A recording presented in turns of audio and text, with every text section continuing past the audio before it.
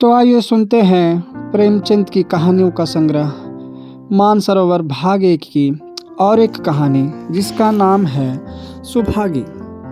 और लोगों के यहाँ चाहे जो होता हो, तुलसी महतो अपनी लड़की सुभागी को लड़के रामू से जौ भर भी कम प्यार न करते थे। रामू जवान होकर भी काठ का उल्लू था।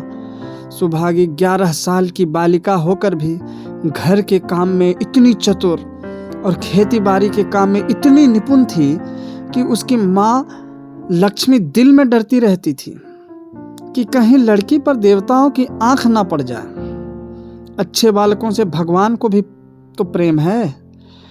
कोई सुभागी का बखान न करे, इसलिए वह अनायास ही उसे डांटती रहती थी। बखान से लड़के बिगड़ जाते हैं, यह भय तो न था, भय था नजर का। वही सुभागी आज 11 साल की उम्र में विधवा हो गई। घर में कोहराम मचा हुआ था। लक्ष्मी पछाड़े खाती थी, तुलसी सिर पीटते थे। उन्हें रोते देखकर सुभागी भी रोती थी। बार बार माँ से पूछती, क्यों रोती हो अम्मा? मैं तुम्हें छोड़कर कहीं ना जाऊंगी। तुम क्यों रोती हो? उसकी भूली बातें सुनकर माता का दिल और भी फटा जाता था। वह सोचती थी, ईश्वर तुम्हारी यही लीला है, जो खेल खेलते हो वह दूसरों को दुख देकर। ऐसा तो पागल करते हैं। आदमी पागलपन करे तो उसे पागल खाने भेजते हैं, मगर तुम जो पागलपन करते हो उसका कोई दंड नहीं। ऐसा खेल किस काम का कि दूसरे रोएं और तुम हंसो? तुम्हें तो लोग दयालु कहते हैं, यही तुम्हारी दया है। और सुभागी क्या सोच रही थी? उसके पास कोटरी भर रुपए होते तो वह उन्हें छिपा कर रख देती। फिर एक दिन चुपके से बाजार चली जाती और अम्मा के लिए अच्छे अच्छे कपड़े लाती। दादा जब बाकी मांगने आते तो चट रुपए निकाल कर दे देती। अम्मा दादा कितने खुश होते। जब सुभागी जवान हुई तो लोग तुलसी महतो पर दबाव डालने लगे कि लड़की का घर कहीं कर दो। जवान लड़की का यूं फिरना ठीक नहीं। जब हमारी बिरादरी में इसकी कोई निंदा नहीं है तो क्यों सोच विचार करते हो? तुलसी ने कहा, भाई मैं तो तैयार हूँ, लेकिन जब सुभागी भी माने, वह किसी तरह राजी नहीं होती।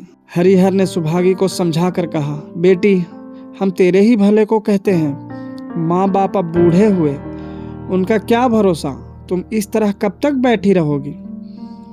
सुभागी ने सिर झुकाकर कहा, चाचा मैं तुम्हारी बात समझ रही हूँ, लेकिन मेरा मन घर करने को नहीं कहता। मुझे आराम की चिंता नहीं है, मैं सब कुछ झेलने को तैयार हूँ। और जो काम तुम कहो वह सिर आँखों के बल करूँगी, मगर घर बसाने को मुझसे न कहो। जब मेरा चाल कुचाल देखना तो मेरे सिर काट लेना। अगर मैं सच्चे बाप की बेटी होंगी तो बात की भी पक्की होंगी। फिर लज्जा रखने वाले तो भगवान है।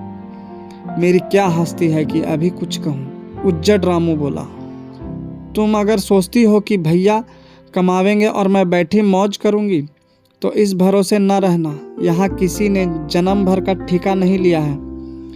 रामू की दुल्हन रामू से भी 2 उंगल ऊंची थी। मटक कर बोली, हमने किसी का कर्ज थोड़े ही खाया कि जन्म भर बैठे भरा करें। यहाँ तो खाने को भी महीन चाहिए, पहनने को भी महीन चाहिए। यह हमारे बूते की बात नहीं। सुभागी ने गर्व से भरे हुए स्वर में कहा, भाभी मैंने तुम्हारा आसरा कभी नहीं किया और भगवान ने चाहा तो कभी करूंगी भी नहीं। तुम अपनी देखो, मेरी चिंता ना करो। रामू की दुल्हन को जब मालूम हो गया कि सुभागी घर ना करेगी तो और भी उसके सिर हो गई। हमेशा एक न एक खुचड़ लगाए रहती। उसे रुलाने में जैसे उसको मजा आता था। वह बेचारी पहर रात से उठकर कूटने पीसने में लग जाती, चौका बर्तन करती, गोबर पाथती, फिर खेत में काम करने चली जाती। दोपहर को आकर जल्दी जल्दी खाना पकाकर सबको खिलाती। रात को कभी माँ के सिर में तेल डालती, कभी उसकी देह दबाती। तुलसी चिलम के भक्त थे, उन्हें बार बार चिलम पिलाती। जहाँ तक अपना बस चलता माँ बाप को कोई काम न करने देती। हाँ, भाई को ना रोकती। सोचती यह तो जवान आदमी है, यह काम ना करेंगे तो गृहस्थी कैसे चलेगी। मगर रामू को यह बुरा लगता। अम्मा और दादा को तिनका तक नहीं उठाने देती और मुझे पीसना चाहती है। यहाँ तक कि एक दिन वह जामे से बाहर हो गया। सुभागी से बोला, अगर उन लोगों का बड़ा मोह है तो क्यों नहीं अलग लेकर रहती हो? तब सेवा करो तो मालूम हो कि सेवा कड़वी लगती है कि मीठी। दूसरों के बल पर वाहवाही लेना आसान है, बहादुर वह है जो अपने बल पर काम करे। सुभागी ने तो कुछ जवाब ना दिया। बात बढ़ जाने का भय था, मगर उसके माँ बाप बैठे सुन रहे थे। महतो से ना रहा गया। बोले, क्या है रामू, उस गरीबनी से क्यों लड़ते हो? रामू पास आकर बोला, तुम क्यों बीच में कूद पड़े? मैं तो उसको कहता था, तुलसी, जब तक मैं जीता हूँ तुम उसे कुछ नहीं कह सकते। मेरे पीछे जो चाहे करना, बेचारी का घर में रहना मुश्किल कर दिया। रामू, आपको बेटी बहुत प्यारी है तो उसे गले बांध कर रखिए, मुझसे तो नहीं सहा जाता। तुलसी, अच्छी बात है, अगर तुम्हारी यही मर्जी है तो यही होगा। मैं कल गांव के आदमियों को बुलाकर बंटवारा कर दूंगा। तुम चाहे छूट जाओ, सुभागी नहीं छूट सकती। रात को तुलसी लेटे तो वह पुरानी बात याद आई जब रामू के जन्मोत्सव में उन्होंने रुपये कर्ज लेकर जलसा किया था और सुभागी पैदा हुई तो घर में रुपये रहते हुए भी उन्होंने एक कौड़ी ना खर्च की। पुत्र को रत्न समझा था, पुत्री को पूर्व जन्म के पापों का दंड। वह रत्न कितना कठोर निकला और यह दंड कितना मंगलमय। दूसरे दिन महतो ने गांव के आदमियों को जमा करके कहा, पंचों, अब रामू का और मेरा एक में निवाह नहीं होता। मैं चाहता हूं कि तुम लोग इंसाफ से जो कुछ मुझे दे दो वह लेकर अलग हो जाऊं। रात दिन की किचकिच अच्छी नहीं। गांव के मुख्तार बाबू सज्जन सिंह बड़े सज्जन पुरुष थे। उन्होंने रामू को बुलाकर पूछा, क्यों जी, तुम अपने बाप से अलग रहना चाहते हो? तुम्हें शर्म नहीं आती कि औरत के कहने से माँ बाप को अलग किए देते हो? राम राम। रामू ने टिढ़ाई के साथ कहा, जब एक में गुजर ना हो तो अलग हो जाना ही अच्छा है। सज्जन सिंह, तुमको एक में क्या कष्ट होता है? रामू, एक बात हो तो बताऊं। सज्जन सिंह, कुछ तो बताओ। रामू, साहब, एक में मेरा इनके साथ निवाह ना होगा, बस मैं और कुछ नहीं जानता। यह कहता हुआ रामू वहां से चलता बना। तुलसी, देख लिया आप लोगों ने इसका मिजाज। आप चाहे 4 हिस्सों में 3 हिस्से उसे दे दे, पर अब मैं इस दुष्ट के साथ ना रहूंगा। भगवान ने बेटी को दुख दे दिया, नहीं मुझे खेती बाड़ी लेकर क्या करना था? जहां रहता वहीं कमाता खाता। भगवान ऐसा बेटा 7वें बैरी को भी ना दे। लड़के से लड़की भली जो कुलवंती होए। सहसा सुभागी आकर बोली, दादा, यह सब बांट बखरा मेरे ही कारण तो हो रहा है। मुझे क्यों नहीं अलग कर देते? मैं मेहनत मजूरी करके अपना पेट पाल लूंगी। अपने से जो कुछ बन पड़ेगा तुम्हारी सेवा करती रहूंगी, पर रहूंगी अलग। यूं घर का 12 बांट होते मुझसे नहीं देखा जाता। मैं अपने माथे यह कलंक नहीं लेना चाहती। तुलसी ने कहा, बेटी, हम तुझे ना छोड़ेंगे, चाहे संसार छूट जाए। रामू का मैं मुंह नहीं देखना चाहता, उसके साथ रहना तो दूर रहा। रामू की दुल्हन बोली, तुम किसी का मुंह नहीं देखना चाहते तो हम भी तुम्हारी पूजा करने को व्याकुल नहीं हैं। महतो दांत पूछते हुए उठे कि बहू को मारे, मगर लोगों ने पकड़ लिया। बंटवारा होते ही महतो और लक्ष्मी को मानो पेंशन मिल गई। पहले तो दोनों सारे दिन सुभागी के मना करने पर भी कुछ न कुछ करते ही रहते थे, पर अब उन्हें पूरा विश्राम था। पहले दोनों दूध घी को तरसते थे। सुभागी ने कुछ रुपए बचाकर एक भैंस ले ली। बूढ़े आदमियों की जान तो उनका भोजन है, अच्छा भोजन ना मिले तो वे किस आधार पर रहें? चौधरी ने बहुत विरोध किया। कहने लगे, घर का काम यूं ही क्या कम है कि तू यह नया झंझट पाल रही है। सुभागी उन्हें बहलाने के लिए कहती, दादा, दूध के बिना मुझे खाना नहीं अच्छा लगता। लक्ष्मी ने हंसकर कहा, बेटी, तू झूठ कब से बोलने लगी? कभी दूध हाथ से तो छूती नहीं, खाने की कौन कहे? सारा दूध हम लोगों के पेट में ठूंस देती है। गांव में जहां देखो सबके मुंह से सुभागी की तारीफ। लड़की नहीं देवी है, 2 मर्दों का काम भी करती है, उस पर माँ बाप की सेवा भी किए जाती है। सज्जन सिंह तो कहते, यह उस जन्म की देवी है। मगर शायद महतो को यह सुख बहुत दिन तक भोगना न लिखा था। 7-8 दिन से महतो को जोर का ज्वर चढ़ा हुआ था। देह पर कपड़े का तार भी नहीं रहने देते। लक्ष्मी पास बैठी रो रही थी। सुभागी पानी लिए खड़ी है। अभी एक क्षण पहले महतो ने पानी मांगा था, पर जब तक वह पानी लावे उनका जी डूब गया और हाथ पांव ठंडे हो गए। सुभागी उनकी यह दशा देखते ही रामू के घर गई और बोली, भैया चलो देखो, आज दादा ना जाने कैसे हुए जाते हैं। 7 दिन से ज्वर नहीं उतरा। रामू ने चारपाई पर लेटे लेटे कहा, तो क्या मैं डॉक्टर हकीम हूँ कि देखने चलूं? जब तक अच्छे थे तब तक तो तुम उनके गले का हार बनी हुई थी। अब जब मरने लगे तो मुझे बुलाने आई हो। उसी वक्त उसकी दुल्हन अंदर से निकल आई और सुभागी से पूछा, दादा को क्या हुआ है दीदी? सुभागी के पहले रामू बोल उठा, हुआ क्या है, अभी कोई मरे थोड़े ही जाते हैं। सुभागी ने फिर उससे कुछ न कहा, सीधे सज्जन सिंह के पास गई। उसके जाने के बाद रामू हंसकर स्त्री से बोला, त्रिया चरित्र इसी को कहते हैं। स्त्री, इसमें त्रिया चरित्र की कौन बात है? चले क्यों नहीं जाते? रामू, मैं नहीं जाने का। जैसे उसे लेकर अलग हुए थे वैसे उसे लेकर रहे। मर भी जाए तो ना जाऊं। स्त्री, मर जाएंगे तो आग देने तो जाओगे, तब कहाँ भागोगे? रामू, कभी नहीं। सब कुछ उनकी प्यारी सुभागी कर लेगी। स्त्री, तुम्हारे रहते वह क्यों करने लगी? रामू, जैसे मेरे रहते उसे लेकर अलग हुए और कैसे। स्त्री, नहीं जी, यह अच्छी बात नहीं है। चलो देख आवे, कुछ भी हो बाप ही तो है, फिर गांव में कौन मुंह दिखाओगे। रामू, चुप रहो, मुझे उपदेश मत दो। उधर बाबू साहब ने ज्यों ही महतो की हालत सुनी तुरंत सुभागी के साथ भागे चले आए। यहाँ पहुंचे तो महतो की दशा और खराब हो चुकी थी। नाड़ी देखी तो बहुत धीमी थी। समझ गए कि जिंदगी के दिन पूरे हो गए। मौत का आतंक छाया हुआ था। सजल नेत्र होकर बोले, महतो भाई कैसा जी है? महतो जैसे नींद से जाग कर बोले, बहुत अच्छा है भैया, अब तो चलने की बेला है। सुभागी के पिता अब तुम ही हो, उसे तुम ही को सौंपे जाता हूँ। सज्जन सिंह ने रोते हुए कहा, भैया महतो घबराओ मत, भगवान ने चाहा तो तुम अच्छे हो जाओगे। सुभागी को तो मैंने हमेशा अपनी बेटी समझा है और जब तक जीऊंगा ऐसा ही समझता रहूंगा। तुम निश्चिंत रहो, मेरे रहते सुभागी या लक्ष्मी को कोई तिरछी आंख से ना देख सकेगा। और कुछ इच्छा हो तो वह भी कह दो। महतो ने विनित्र नेत्रों से देखकर कहा, और कुछ नहीं कहूँगा भैया, भगवान तुम्हें सदा सुखी रहे। सज्जन सिंह, रामू को बुला कर लाता हूँ, उससे जो भूल चूक हो क्षमा कर दो। महतो, नहीं भैया, उस पापी हत्यारे का मुंह मैं नहीं देखना चाहता।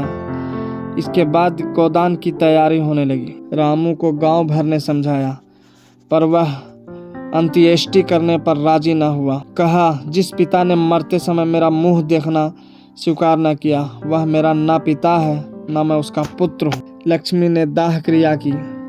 इन थोड़े से दिनों में सुभागी ने न जाने कैसे रुपये जमा कर लिए थे कि जब तेहरे का सामान आने लगा तो गांव वालों की आंखें खुल गई। बर्तन, कपड़े, घी, शक्कर, सभी सामान इफरात से जमा हो गए। रामू देख देख जलता था और सुभागी उसे जलाने के लिए सबको यह सामान दिखाती थी। लक्ष्मी ने कहा, बेटी घर देखकर खर्च करो, अब कोई कमाने वाला नहीं बैठा है, आप ही कुआं खोदना और पानी पीना है। सुभागी बोली, बाबूजी का काम तो धूमधाम से ही होगा अम्मा, चाहे घर रहे या जाए। बाबूजी फिर थोड़े ही आवेंगे। मैं भैया को दिखा देना चाहती हूँ कि अबला क्या कर सकती है। वह समझते होंगे कि इन दोनों के किए कुछ ना होगा। उनका यह घमंड तोड़ दूंगी। लक्ष्मी चुप हो रही। तेरही का दिन 8 गांव के ब्राह्मणों का भोज हुआ। चारों तरफ वाहवाही मच गई। पिछले पहर का समय था, लोग भोजन करके चले गए थे। लक्ष्मी थक कर सो गई थी। केवल सुभागी बची हुई चीजें उठा उठा कर रख रही थी कि ठाकुर सज्जन सिंह ने आकर कहा, अब तुम भी आराम करो बेटी, सवेरे यह सब काम कर लेना। सुभागी ने कहा, अभी थकी नहीं हूँ दादा। आपने जोड़ लिया, कुल कितने रुपए उठे? सज्जन सिंह, वह पूछ कर क्या करोगी बेटी? कुछ नहीं, यूं ही पूछती थी। कोई 300 रुपये उठे होंगे। सुभागी ने सकुचाते हुए कहा, मैं इन रुपयों की देनदार हूँ। तुमसे तो मैं मांगता नहीं। महतो मेरे मित्र और भाई थे, उनके साथ कुछ मेरा भी तो धर्म है। आपकी यही दया क्या कम है कि मेरे ऊपर इतना विश्वास किया? मुझे कौन 300 रुपये देता? सज्जन सिंह सोचने लगे, इस अबला की धर्म बुद्धि का कहीं वार पार भी है या नहीं। लक्ष्मी उन स्त्रियों में थी जिनके लिए पति वियोग जीवन स्रोत का बंद हो जाना है। 50 वर्ष के चीर सहवास के बाद अब यह एकांत जीवन उसके लिए पहाड़ हो गया। उसे अब ज्ञात हुआ कि मेरी बुद्धि, मेरा बल, मेरी सुमति मानो सबसे मैं वंचित हो गई।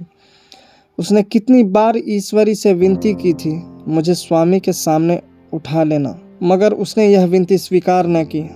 मौत पर अपना काबू नहीं तो क्या जीवन पर भी काबू नहीं है? वह लक्ष्मी जो गांव में अपनी बुद्धि के लिए मशहूर थी, जो दूसरे को सीख दिया करती थी, अब बौरही हो गई है। सीधी सी बात करते नहीं बनती। लक्ष्मी का दाना पानी उसी दिन से छूट गया। सुभागी के आग्रह पर चौके में जाती, मगर कौर कंठ के नीचे ना उतरता। 50 वर्ष हुए, एक दिन भी ऐसा ना हुआ कि पति के बिना खाए खुद खाया हो। अब उस नियम को कैसे तोड़े? आखिर उसे खांसी आने लगी। दुर्बलता ने जल्द ही खाट पर डाल दिया। सुभागी अब क्या करे? ठाकुर साहब के रुपए चुकाने के लिए दिलो जान से काम करने की जरूरत थी।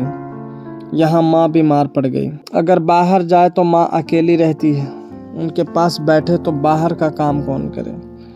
माँ की दशा देखकर सुभागी समझ गई कि इनका परवाना भी आ पहुंचा।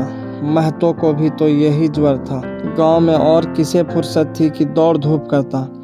सज्जन सिंह दोनों वक्त आते, लक्ष्मी को देखते, दवा पिलाते, सुभागी को समझाते और चले जाते, मगर लक्ष्मी की दशा बिगड़ती जाती थी। यहाँ तक कि 15वें दिन वह भी संसार से सिधार गई। अंतिम समय रामू आया और उसके पैर छूना चाहता था, पर लक्ष्मी ने उसे ऐसी झिड़की दी कि वह उसके समीप ना जा सका। सुभागी को उसने आशीर्वाद दिया, तुम्हारी जैसी बेटी पाकर तर गई। मेरा क्रियाकर्म तुम ही करना। मेरी भगवान से यही अर्जी है कि उस जन्म में भी तुम मेरी कोख पवित्र करो। माता के देहांत के बाद सुभागी के जीवन का केवल एक लक्ष्य रह गया, सज्जन सिंह के रुपये चुकाना।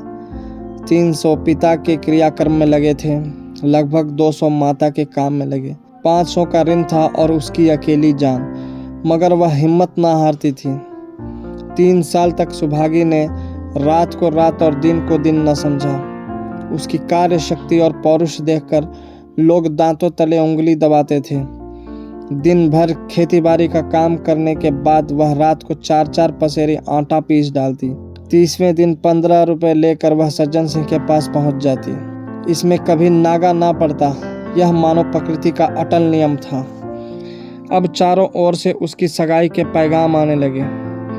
सभी उसके लिए मुंह फैलाए हुए थे। जिसके घर सुभागी जाएगी उसके भाग्य फिर जाएंगे। सुभागी यही जवाब देती, अभी वह दिन नहीं आया। जिस दिन सुभागी ने आखिरी किस्त चुकाई, उस दिन उसकी खुशी का ठिकाना न था। आज उसके जीवन का कठोर व्रत पूरा हो गया। वह चलने लगी तो सज्जन सिंह ने कहा, बेटी तुमसे मेरी एक प्रार्थना है। कहो कहूँ, कहो ना कहूँ, मगर वचन दो कि मानोगी। सुभागी ने कृतज्ञ भाव से देखकर कहा, दादा आपकी बात ना मानूंगी तो किसकी बात मानूंगी? मेरा तो रोया रोया आपका गुलाम है। सज्जन सिंह, अगर तुम्हारे मन में यह भाव है तो मैं ना कहूँगा। मैंने अब तक तुमसे इसलिए नहीं कहा कि तुम अपने को मेरा देनदार समझ रही थी। अब रुपए चुक गए, मेरे तुम्हारे ऊपर कोई एहसान नहीं है, रत्ती भर भी नहीं। बोलो कहूँ? सुभागी, आपकी जो आज्ञा हो। सज्जन सिंह, देखो इनकार न करना, नहीं मैं फिर तुम्हें अपना मुंह ना दिखाऊंगा। सुभागी, क्या आज्ञा है? सज्जन सिंह, मेरी इच्छा है कि तुम मेरी बहू बनकर मेरे घर को पवित्र करो। मैं जात पात का कायल हूँ, मगर तुमने मेरे सारे बंधन तोड़ दिए। मेरा लड़का तुम्हारे नाम का पुजारी है, तुमने उसे बारहा देखा है, बोलो मंजूर करती हो? सुभागी, दादा इतना सम्मान पाकर पागल हो जाऊंगी। सजन सिंह, तुम्हारा सम्मान भगवान कर रहे हैं बेटी, तुम साक्षात भगवती का अवतार हो। सुभागी, मैं तो आपको अपना पिता समझती हूँ, आप जो कुछ करेंगे मेरे भले ही के लिए करेंगे, आपके हुक्म को कैसे इनकार कर सकती हूँ। सज्जन सिंह ने उसके माथे पर हाथ रखकर कहा, बेटी तुम्हारा सुहाग अमर हो, तुमने मेरी बात रख ली, मुझसा भाग्यशाली संसार में और कौन होगा। धन्यवाद।